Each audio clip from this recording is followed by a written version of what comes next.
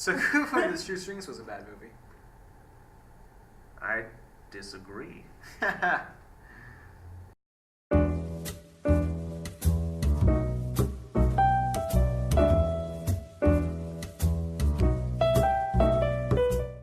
Man, y'all remember Kubo and the Two Strings?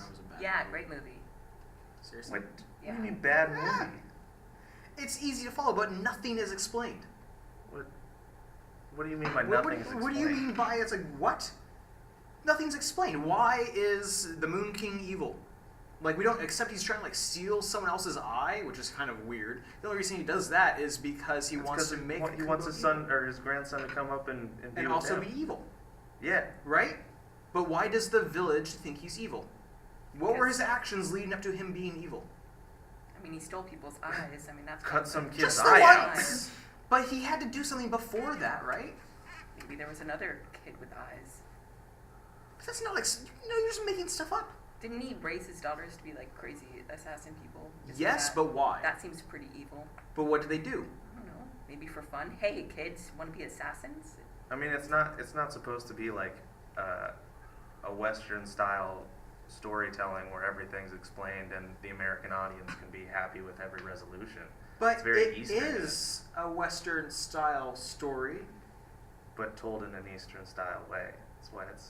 But it's not based on any particular specific story from Japan. No, so they No, can do it's whatever just they set in want with it. its overarching culture. By having all the same influences every other vaguely Japanese story takes place in. Yeah. That doesn't bother you? Not really. No. Okay, what about the fact that Kubo has no internal turmoil? I mean, his parents are dead. That's. But he doesn't care. Like, not really. It looked pretty sad. Yeah, he looked pretty depressed and torn. You know, they had a great cast. I love the characters. Mhm. The characters were fantastic. Very likable, funny. They worked well together. I like the chemistry between them all. That was Matthew McConaughey and Charlize Theron. Charlize Theron, yeah. And then Art Perkinson, I think, Yeah. is the kid. He's probably better than stuff I haven't seen. I think he's from Game of Thrones. Yeah.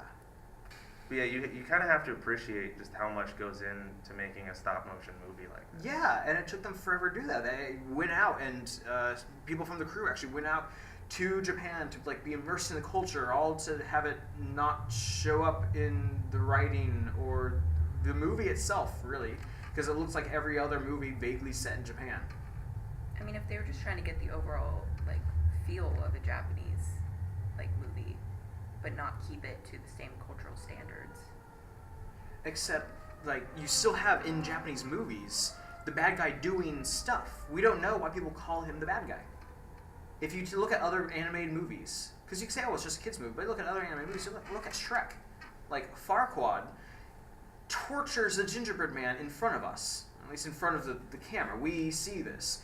He displaces entire villages of fairy tale creatures. That's why they are forced to go into Shrek's swamp. That's his whole thing. But why is he bad? We don't know why he's bad.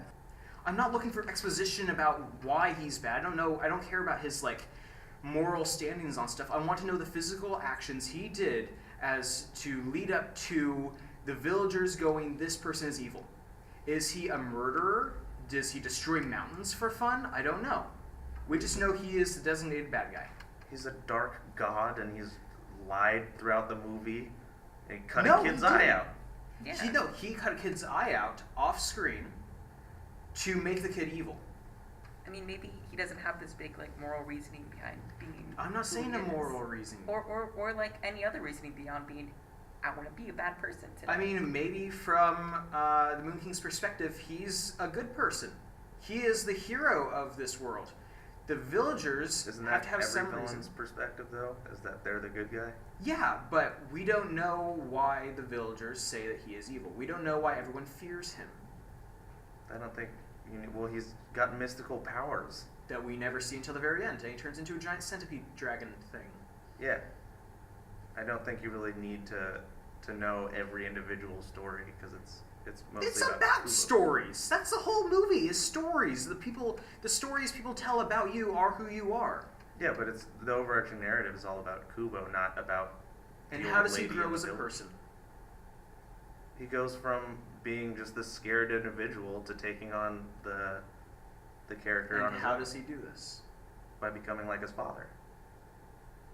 He also learns like forgiveness at the end of the movie because he doesn't want to become his grandfather. No, he brainwashes another character into becoming a good person by erasing said person's memories. So if And you implanting had new the ones. chance to make a bad guy into a good guy, you wouldn't take it. You'd rather just kill them. It would be kinder. My point is that we don't know why the villagers think Moon King is evil. I don't think you And need to know that. It's just Yeah. implied. But it's a really bad plot. Because then we don't know what the character motivations are. We need to go stop the Moon King because his assassins are after us. But there's no why. One of my favorite aspects of all of it was the mix of visual effects with the claymation and stop motion practical Mhm. effects, because they did it in a way that I think still respects the stop motion style without overly editing it in the visual. Yeah. A lot of things that would simply be impossible to do or so incredibly difficult they would have blown their whole budget. Like on the big water effects. Oh yeah. In the opening shot, which is a really cool shot. Mm-hmm. But yeah, especially when she like parts the seas and everything, that Mhm. would have just been too much. So I think that was a good mix of the visuals and the practical aspects. I love the like the sets that they had, like the boat.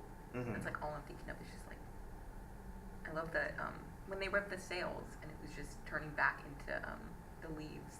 Yeah, the detail in those scenes are Yeah. incredible. Wasn't that like 12 feet long or something?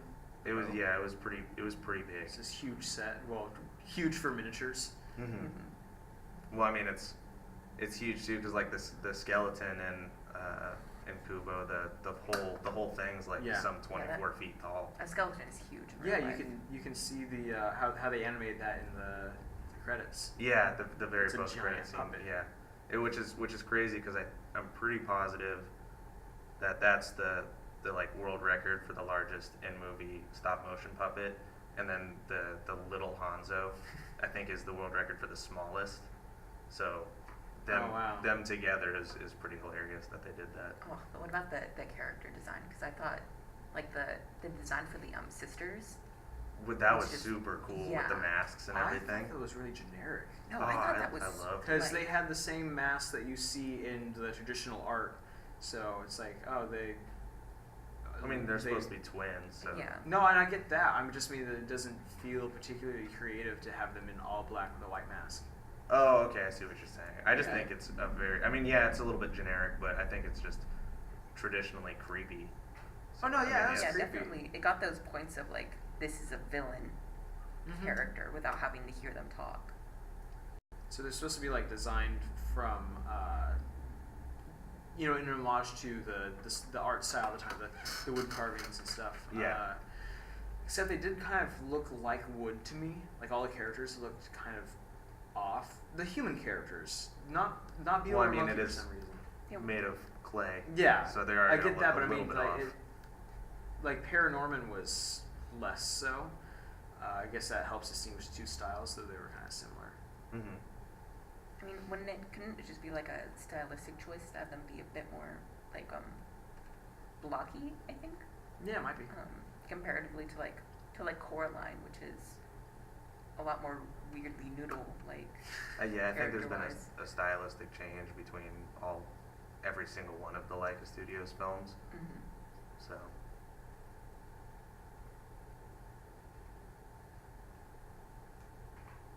We never discussed how to end these. I thought it was a good film that dealt with family grief in a good way.